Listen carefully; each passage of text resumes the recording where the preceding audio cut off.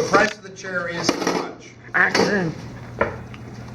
Oh, 79.90. I want to add the sales tax. How much is the sales tax? 7%. How do we write that as a decimal? 0.07. I'm going to do a multiplication. 7 times 0. 7 times 0. 7 times 9. 7 times 9. 63. So I put the 3 here and 6 up here. Done. 7 times 9, 63 again. And I want to add the egg. 69. Put the 6 up here. 7 times 7. 49.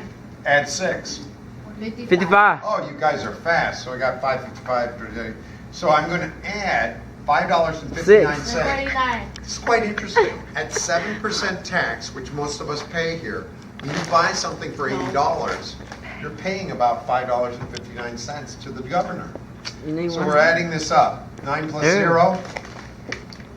9 plus 0. 9 plus 0. 9. 5 plus 9. 5 plus 9. $5 plus 14. Okay. 14. Okay. And the 1. 5 plus 9 is 14 plus 1. Move a head out the way. 15. 1 plus 7. 8. I got 2 dots. 85.49. Which one of these here is closest to 85.49? I think so. There we go. That's the answer.